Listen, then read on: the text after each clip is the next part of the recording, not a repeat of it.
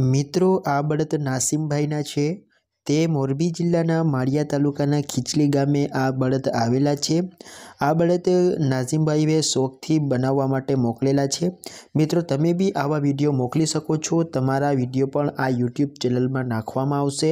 મિત્રો તમે આ ચેનલમાં નવા હો, ચેનલને સબસ્ક્રાઈબ કરી અને બેલ આઇકોનને જરૂર પ્રેસ કરી દેજો, કેમ કે આવા નવા વિડીયોની નોટિફિકેશન તમને તમારા મોબાઈલમાં મળતી રહેશે।